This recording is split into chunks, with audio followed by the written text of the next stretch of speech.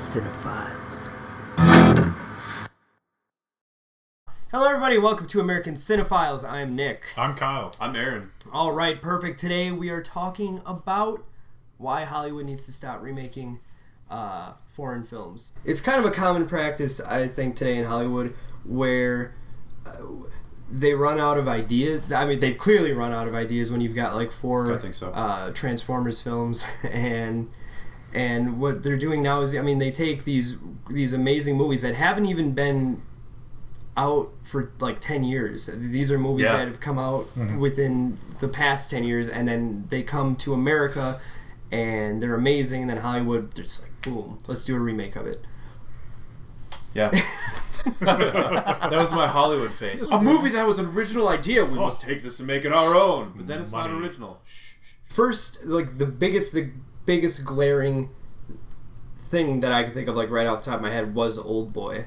Yeah. Because that was a movie, what was that, like 2003-ish? Yeah, 2002, 2003, I want to say. That's without looking at IMDb. I remember I had just gotten Netflix, and the first thing I watched was Old Boy. And it was absolutely amazing. Now, did you watch... You didn't watch the... No, I had no reason to. I couldn't bring myself to. The first one is so good. Right. I don't know why. Oh, yeah, we've got things like Old Boy, Martyrs. Now, you haven't seen Martyrs. I haven't seen Martyrs. But have you heard of it? Yeah, but I don't know anything about it. And I borrowed Martyrs. You did borrow Martyrs to me. You haven't watched it yet? Not watched it yet. Surprise, surprise. Martyrs was... It's this phenomenal movie. It's kind of like a French New Wave horror film, but it's not like your run-of-the-mill like horror film. It's a very deep movie about trying to find God, basically. It's kind of how I'm going to sum it up. How can The Raid be a remake with Taylor, what's it, Kitsch? Kitsch, yeah. Kitsch? Yeah, from Friday Night Lights.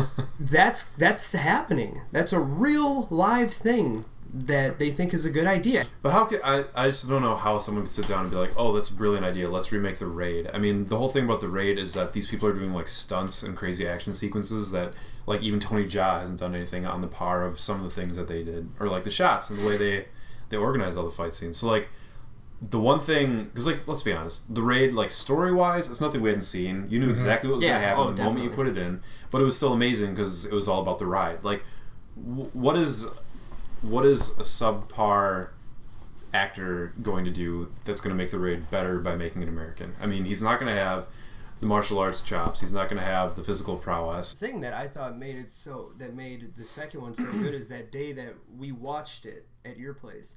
When we put it in, I had heard of The Raid. I knew what it was, but I wouldn't have watched it if we hadn't put it in that day. And so I went into it knowing nothing. And honestly, half that movie I was like, what the fuck is going on? But that did not matter at all, because it's not, for that movie, it wasn't about the story. It was about all of the like insane amount of hard work that went into making that.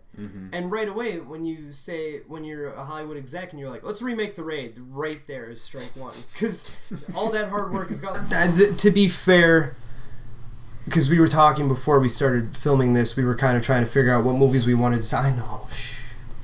We were kind of talking about what movies we wanted to talk about for this video, and not all remakes are bad.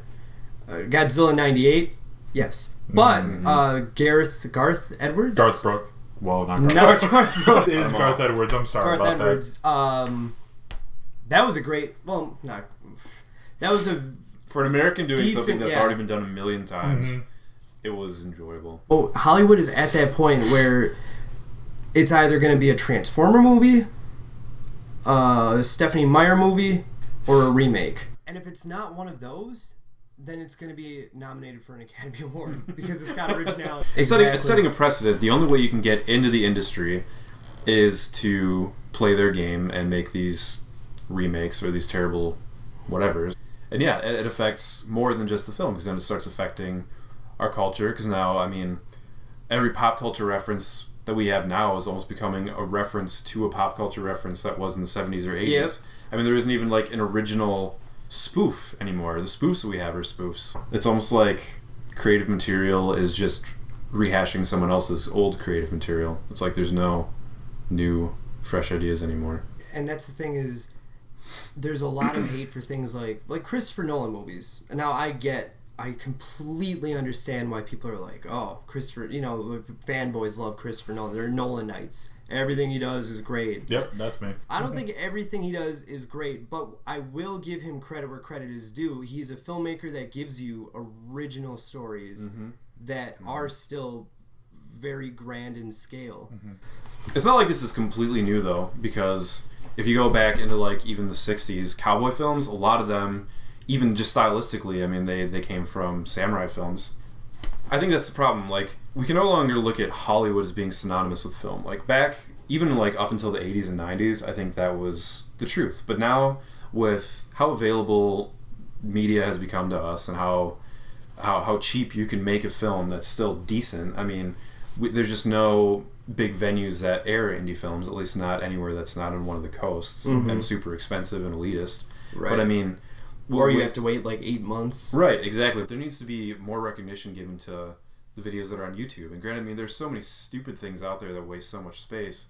But every day, if I were to YouTube something, I could find at least one decent original, even if it's only like an 11-minute short. I mean, there's stuff out there. It just it doesn't get the recognition. And the Oscars and Hollywood and anything big isn't going to give it the recognition because it doesn't have the face or the name to go with it. And it's not going to make money. But that's where it comes into play. Are you making films to make money, or are you making films to make art? Going to the movies isn't what it used to be. It really is not at all. When you step into like a Marcus Theater now, there used to be a time when you could walk out and be like, wow, I am genuinely surprised by what I just saw. That was amazing. These days, I think they're few and far between. And that's what's weird is you look at the Asias, they make the best action movies. You look at Europe or France, they make the best horror films. Some of the best dramas come out of anywhere but America, and we just pick up the fucking and we droppings just make the most and expensive films. Yeah, exactly. Yeah, that's a revelation that's really depressing. So that's it. That's another episode of American Cinephiles, the finest show